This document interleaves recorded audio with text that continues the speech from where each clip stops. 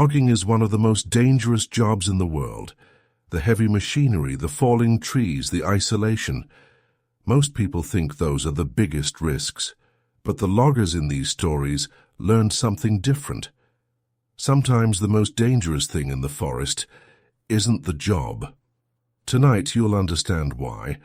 I have 3 true stories from people who worked deep in the woods and encountered something they were never trained for.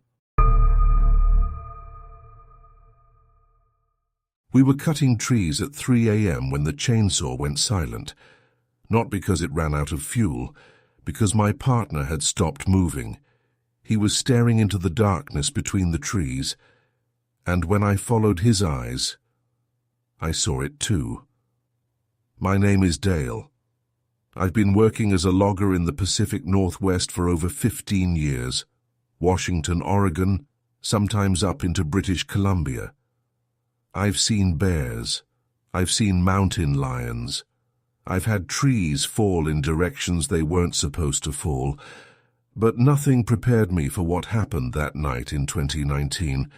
We were working a contract job in a remote section of Olympic National Forest.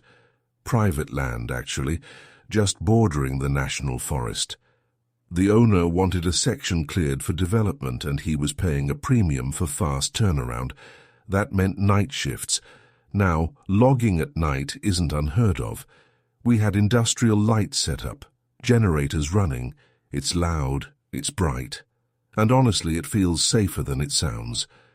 The lights create this bubble of visibility, and everything outside that bubble just disappears into black. That night, it was me and my partner Marcus. Good guy. Worked with him for 3 years. Solid, reliable, not the type to get spooked. We'd been at it for about 4 hours. The work was going smooth. We'd felled maybe a dozen trees, and the skidder was dragging them to the loading area. Around 3 a.m. I was taking a break, drinking coffee from my thermos.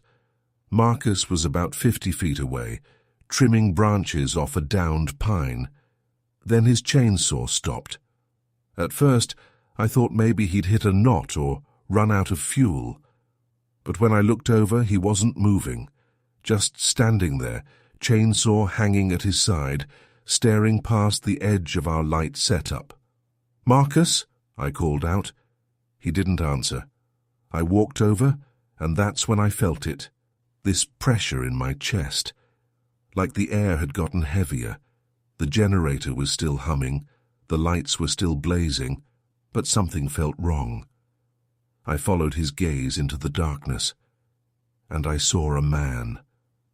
That's when Marcus grabbed my arm, standing just beyond the tree line, maybe 60 feet away, just at the edge of where our lights could reach. He was tall, thin, wearing dark clothes, and he was completely motionless, just watching us. "Hey!" I shouted.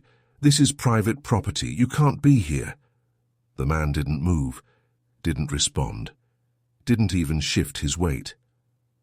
"Dale," Marcus whispered.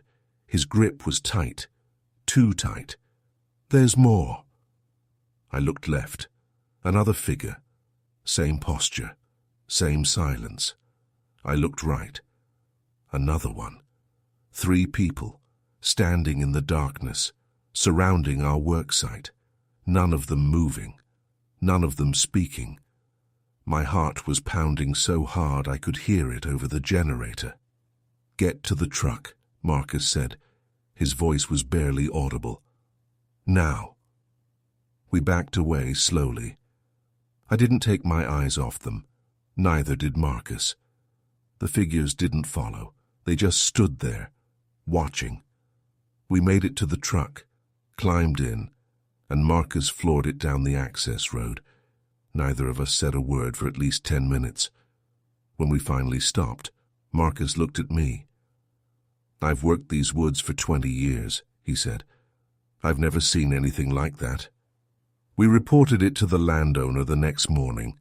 He didn't seem surprised, just nodded and said, "Yeah, there's been some activity out there. Probably just squatters. Squatters don't stand perfectly still in the dark. Squatters don't surround a worksite at 3 a.m. without making a sound. We finished the contract, daytime only. And I never took another night job in those woods again. I don't know who those people were, or what they wanted, but I know what I felt when I saw them. I felt like prey. We found an abandoned cabin in the middle of our cutting zone. Inside we found photographs, dozens of them, all taken from the same spot. All of them were pictures of us. My name is Travis. I worked as a logger in northern Minnesota for about 8 years before I switched careers.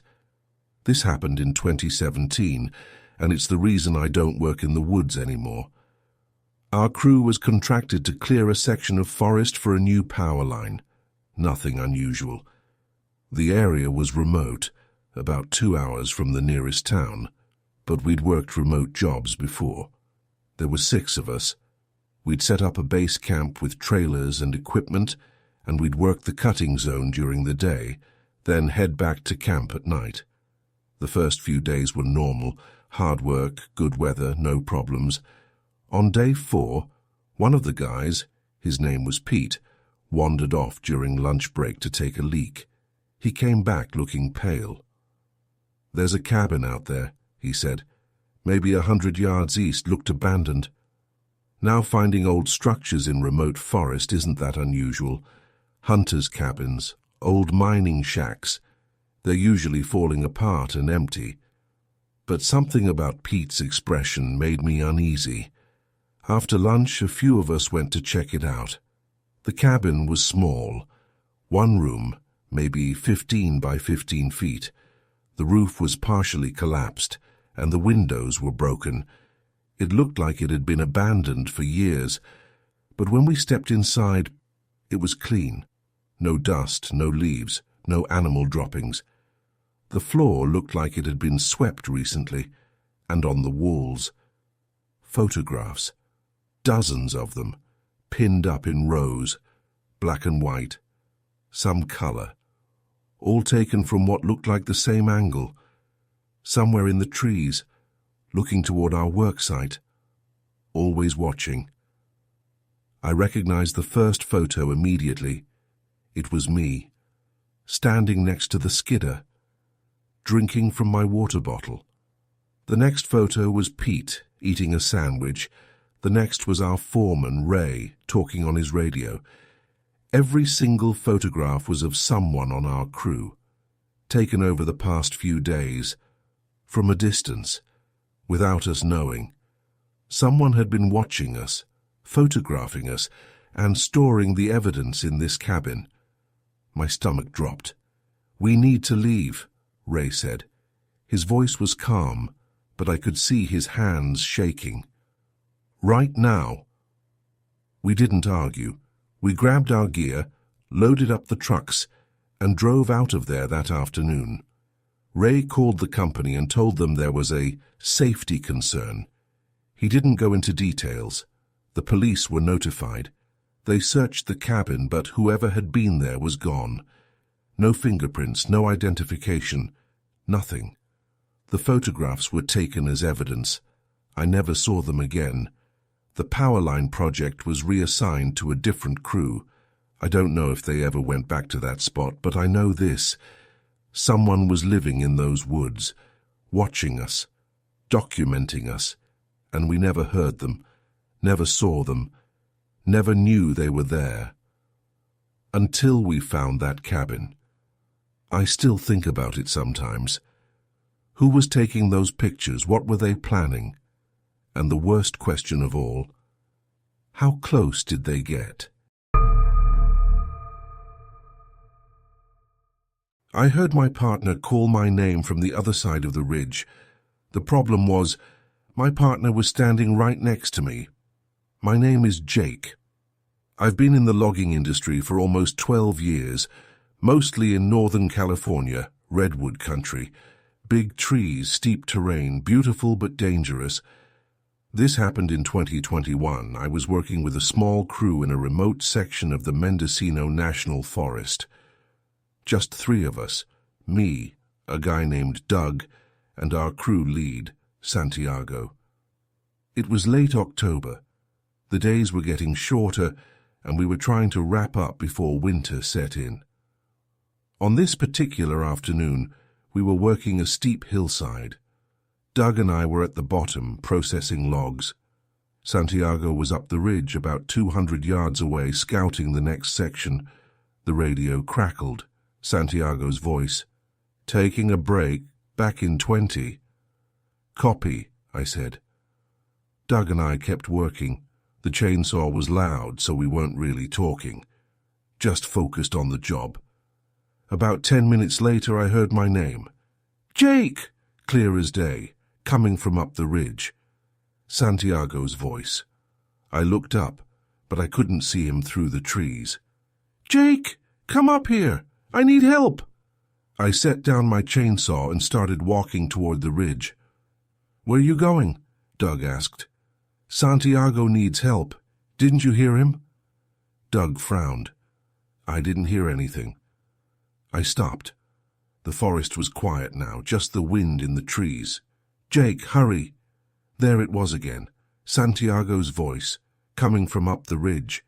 But Doug was looking at me like I was crazy. "Jake, Santiago's right there." 1 second total silence, no music, no ambience. He pointed.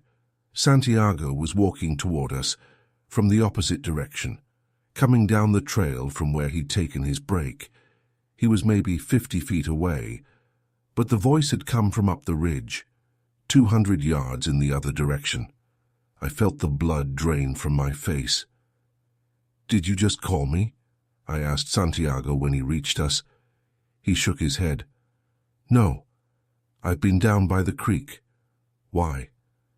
I didn't answer. I just stood there, trying to make sense of what I'd heard. The voice had been perfect. Santiago's exact tone, his exact accent, calling my name, asking for help. But Santiago hadn't said a word. Something in those woods had mimicked his voice, and it had almost lured me up that ridge, alone.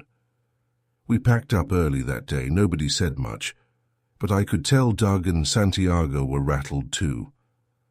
I've heard stories from other loggers, stories about voices in the woods, people hearing their names called by people who aren't there. Some say it's just the wind playing tricks. Some say it's your mind filling in sounds. But I know what I heard. That was Santiago's voice. Every detail, every inflection. And it came from somewhere Santiago had never been. I don't know what's out there in those woods. I don't know what wanted me to walk up that ridge alone, but I know I'm glad I didn't go, because whatever called my name wasn't human.